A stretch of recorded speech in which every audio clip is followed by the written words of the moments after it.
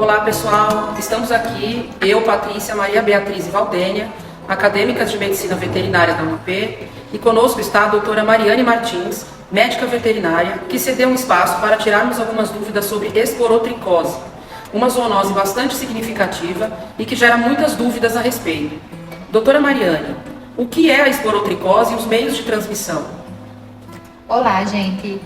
A esporotricose, ela é uma doença fúngica, ela é causada por um fungo, que é o Sporotrix, e é uma doença que ela já é relatada aqui no Brasil há bastante tempo. Ela era considerada uma doença ocupacional, ou seja, esse fungo ele está presente no solo, planta, ar, e as pessoas que geralmente adquiriam eram as pessoas que manipulavam esse material. É tanto que popularmente ela era conhecida como doença do jardineiro. Hoje a gente sabe que é uma doença que ela está em bastante evidência em relação aos gatos.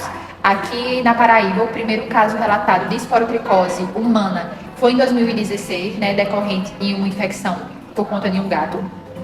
E os gatos hoje, eles estão sendo aí bem acometidos, principalmente porque são animais que eles têm hábitos, ainda permanecem com os hábitos de ir para a rua, e o comportamento deles que fazem eles brincarem muito, e esse fungo, como ele está presente no solo, na areia, eles acabam passando, o fungo ele fica presente nas unhas desse animal, e o fato deles brigarem, eles acabam introduzindo o fungo numa lesão de pele em outro animal. Então, esse é um dos motivos, dessa doença ela está sendo facilmente transmitida entre esses animais.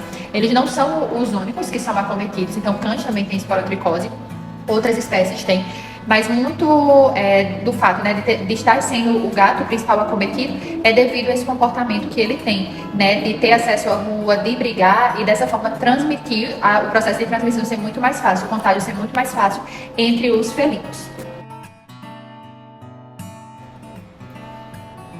Tendo em vista, nos últimos dias, a alta demanda de casos diagnosticados em humanos em vários estados do país, recentemente tivemos muitas discussões acerca da doença sobre a má informação da população, indicando que o gato é o principal responsável.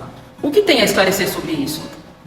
Então, essas notícias elas geraram certo desconforto nos médicos veterinários, nos protetores de animais, porque elas foram noticiadas como doença do gato. E os gatos, eles estavam sendo tidos como vilões dessa doença. Como eu disse anteriormente, esse fungo está presente no solo, presente nas plantas, presente no ar. E o gato ele é tão vítima como nós. Então, a gente utiliza esse termo doença do gato, é um termo que de fato ele é errado. A gente sabe que isso acaba tendo um efeito muito negativo, porque faz as pessoas se desfazerem dos seus animais. E a gente sabe também que quanto mais as pessoas se desfazem dos seus animais, mais na rua eles vão estar. E muito mais fácil será a propagação e, consequentemente, o aumento da doença. Então, os gatos, eles têm, como é que eu posso dizer? Eles têm... Eles acabam sofrendo, e eles se tornam mais suscetíveis, na verdade, devido ao comportamento animal que ele tem, que é dele, intrínseco dele. Então, essas questões das brigas, de território, acaba sendo muito mais fácil para esses animais eles transmitirem. Mas eles não são a única espécie que são afetadas, eles são vítimas também da situação. É claro que a gente não pode negar a importância dessa doença, é uma zoonose que pode ser grave, inclusive uma doença grave para pessoas imunossuprimidas, e a gente não pode negar a preocupação dos órgãos de saúde em relação a isso daí. Então é uma preocupação de fato muito válida, mas talvez o caminho não seja colocar o gato como vilão, e sim medidas públicas, na verdade, para tentar amenizar ou diminuir esse problema. Então, professora, quais os sinais clínicos e sintomas em humanos e nos gatos? Falando dos gatos, já que nós somos médicos veterinários, os gatos, eles têm, na verdade, é uma doença que tem um efeito sistêmico. Então, os sinais, eles são muito variados. A gente acaba que percebe, de uma forma mais evidente, os problemas de pele, ou seja, lesões. Então, a gente observa úlceras, que os animais, o que o tutor relata é que ele não coça, que não dói, mas aquelas feridas estão ali, elas não estão cicatrizando.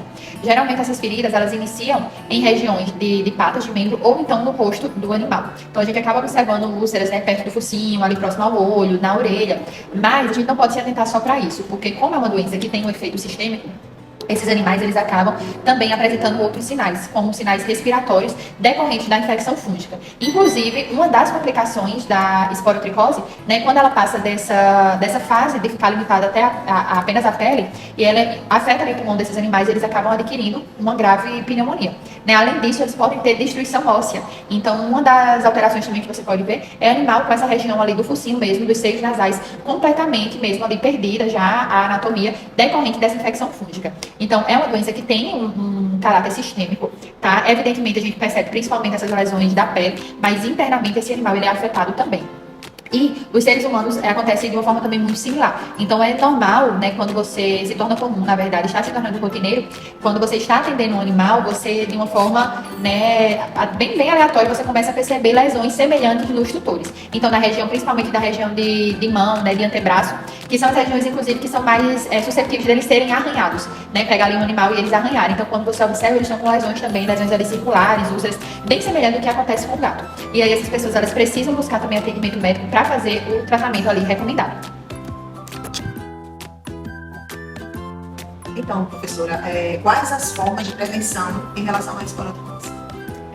A esporotricose, né, ela não tem vacina. Então, a gente não tem como prevenir de outra forma, a não ser atitudes mesmo ali do tutor, pensando na parte da saúde pública.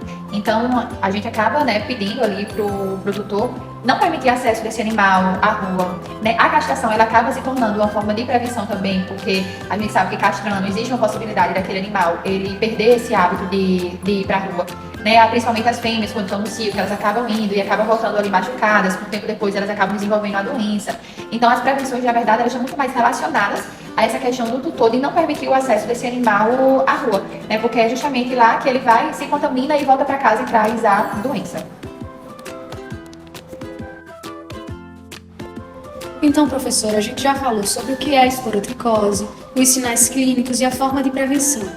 Qual seria o tratamento indicado para os gatos acometidos com esporotricose? É uma doença multissistêmica. Então, a gente administra, né, os antifúngicos, principalmente o itraconazol, mas ele não é a única medicação. A gente tem que administrar juntamente o protetor hepático, porque o itraconazol é uma medicação muito forte e esse gato ele tem também um dano hepático decorrente da doença. Então, o tratamento ele também se torna sistêmico. É um tratamento que ele é longo, ele é demorado. Por quê? Porque a gente está falando de fungo e o fungo ele tem uma capacidade de invadir, de enraizar ali dentro da pele do animal.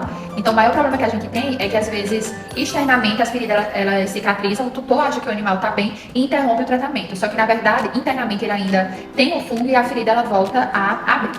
O ano passado foi sancionada uma lei que impedia, na verdade, a eutanásia de gatos com esporotricose com chance de tratamento em centros de zoonose. Porque no início as pessoas acabavam que optavam pela eutanásia ao invés de tratamento. Então hoje se sabe que é uma doença que ela tem cura, que ela tem tratamento. E antes, né, de ser optado de fato pela eutanásia, precisa tentar ali as formas de tratamento. E é um tratamento que obtém sucesso. Então as chances de cura, de sucesso do animal é muito grande. Claro que isso depende muito do estágio que ele está da doença. Então um animal que já tem perda de estrutura óssea, que ele já tem uma pneumonia muito grave, o prognóstico se torna mais reservado. Mas mesmo assim é um tratamento de caráter multissistêmico, um tratamento demorado, mas que dá a cura do animal. Professora, muito obrigada por sua participação. Foi de suma importância todas as informações que a senhora nos trouxe. Muito obrigada por este espaço e por prontamente estar aqui nos auxiliando a saber mais sobre a esporotricose. Eu que agradeço o convite, né, para participar desse momento. Sem dúvida, a melhor forma da gente combater as zoonoses é através da informação, disseminando informações. Obrigada.